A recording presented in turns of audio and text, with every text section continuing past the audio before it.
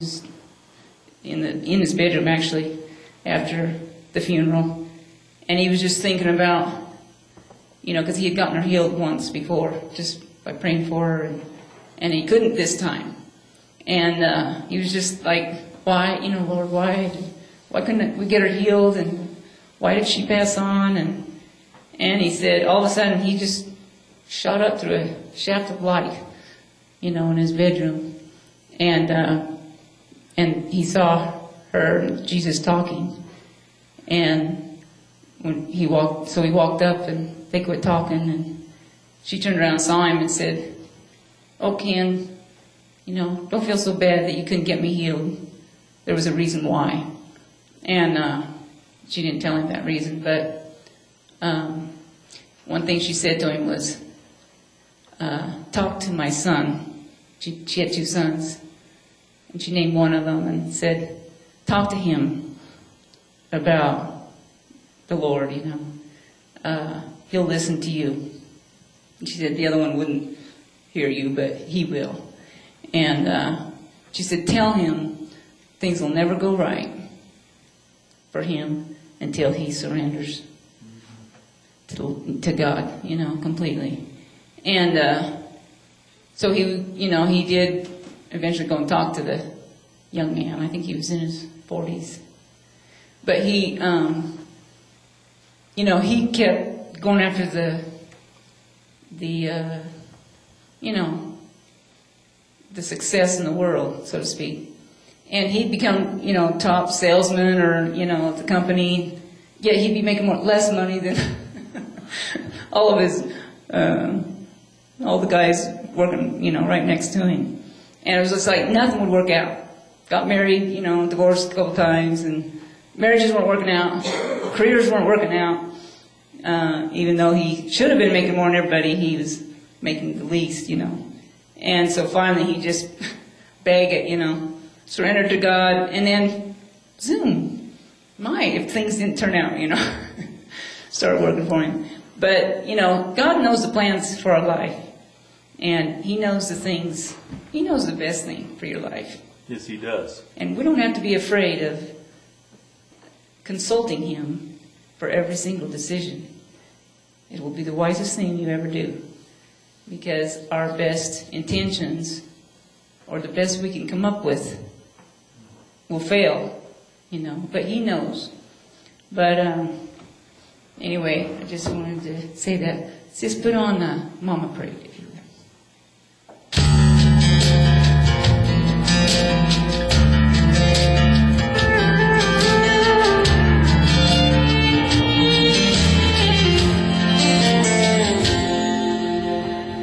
Daddy never went to church on Sunday.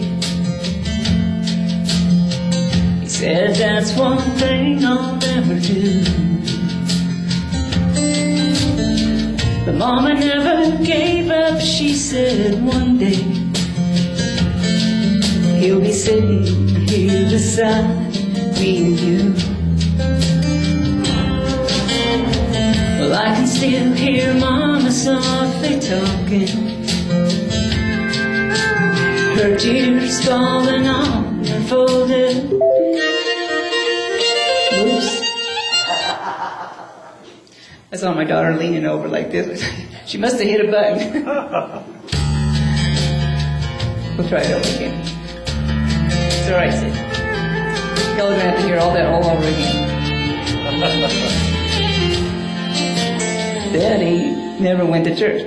Daddy never went to church on Sunday. He said that's one thing I'll never do. But Mama never gave up. She said one day he'll be sitting here beside me and you. Well, I can still hear Mama softly talking, her tears falling on her folded hands. That Easter Sunday, Daddy walked in, amen. And that's when I began to understand When Mama prayed, good things happen. When Mama prayed, lives were changed. Not much more than 5 foot tall, mountains big or small, rumbled all the way when Mama prayed. Turn it up just a little bit. 17 wild, I hit the bottle, doing anything I dang well please,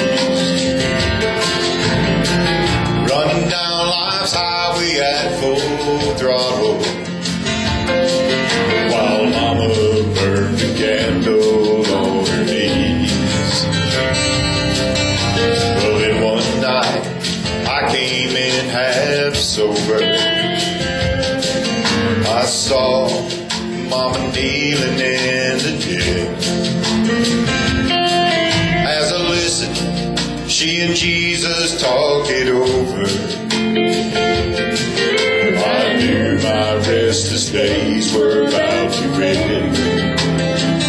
When Mama prayed, good things happen. When Mama prayed, lives were changed.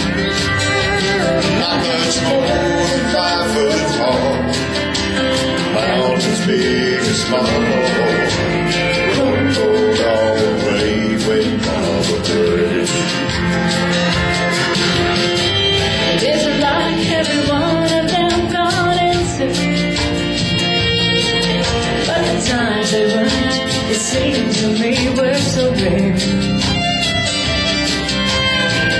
Almost felt sorry for the devil. Not really. Cause heaven knows he didn't have a prayer. When Mama prayed, And the fervent prayer of a righteous man or woman makes much power known. not much more than 5 foot tall, mountains big or small, rumbled all the way when Mama prayed. Rumbled all the way when Mama prayed.